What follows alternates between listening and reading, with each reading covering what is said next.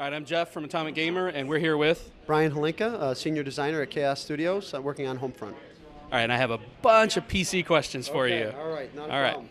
So the first one I had was I noticed on the PC builds that you have here that it's Steam. Yep. So what's the extent of the Steam integration? So we've used Steamworks for matchmaking, server browsing, friends and whatnot. We fully integrated that system. We found that, out there for people who like first-person shooters on the PC, Steam offers the best platform for us to work with. Excellent.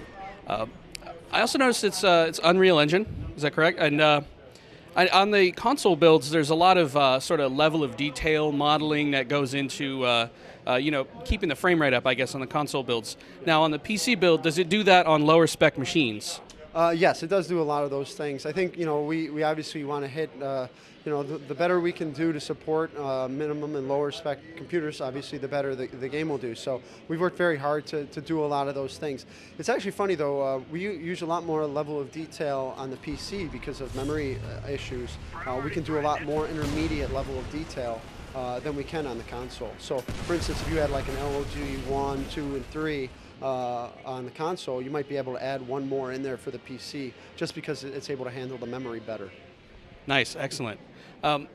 Now we heard some announcements about the Xbox 360 sort of exclusive DLC, things like that.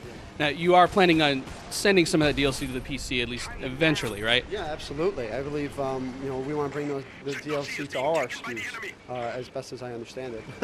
But yeah, I certainly think those maps you'll see those on PC as well. Now, PC gamers generally, they're not so big a fan of paid DLC. Do you guys know whether you're going to be doing that yet? I personally don't know. I think that's probably a question for people that make a lot more money than I do. So. Nice, okay.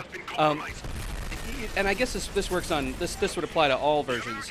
One of the things that Call of Duty has done is added a prestige system in so that people who make it through all the levels and sort of accomplish everything can put that mark on there and sort of start over. Do you guys plan on doing something at least similar to that for people who want to play for months or possibly even years? We looked at a lot of different ways for us to do that, and I don't know if we can talk about it right now, but we investigated some ways. We obviously didn't want to just rip off the prestige system. If we did do it, we wanted to do it the Homefront way and come up with something good. So I'm not sure what I'm allowed to say on that right now, but our leveling system is pretty rewarding in itself. And does provide a solid amount of gameplay for somebody to get there.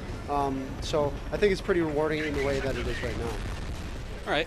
Now, we've seen, of course, dedicated servers on all platforms. Is that correct? Yes, dedicated servers on all platforms, but specifically on PC, we have user configurable dedicated servers. So those people who really like to create those communities where you only run certain maps or you have some custom rules and whatnot, those people will be able to set up those Homefront servers. And I heard 32 player limits. Is that like a hard cap limit, or is that something that somebody could play with if they wanted to? Well, I'm sure someone will find a way.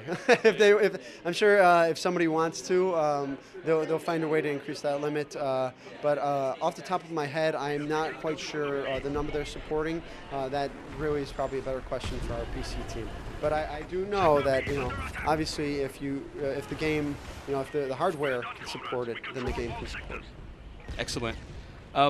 So we've seen a lot of games, especially shooters recently, start to support Nvidia's 3D technology, or I guess AMD and Nvidia's now the 3-monitor or even more technology. Are you guys supporting that? I don't know if we are. I know we would love to, because I personally played the Nvidia's 3-monitor setup, and it's brilliant. It's absolutely incredible. So I know for 3D that's really a target for ours, but the 3 monitors, I'm not necessarily sure about the 3 monitors, but I know for certain we want to support 3D.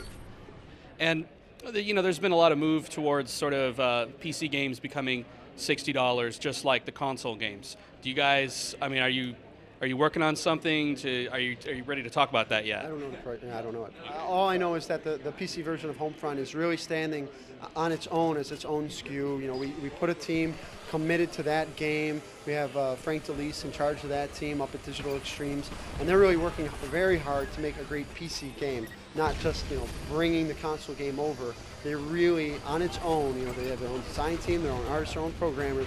They're really working hard to make sure that that game is a great PC game, like one of the best PC games released in the last decade. That's what we're hoping for.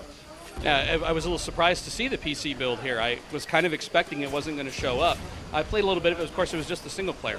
But I just want to say that it felt right. A lot of PC games, just moving the mouse around almost in the first 10 seconds you're playing it, you can tell whether it's right or wrong. Yeah. And I have to say, it felt right. Oh, good, good. Well, that's great. You know, like I said, we put a lot of effort into, not just kind of half-hamming it, half doing the job. We really tried to say, like, what are those things that PC players expect in their shooters? Let's make sure we nail all those fundamentals. And I think a game looks really good on the PC, really, really good. So I'm excited to try it 3D myself. I think it'll be fun. All right, well, that's all I got. Thank you so much.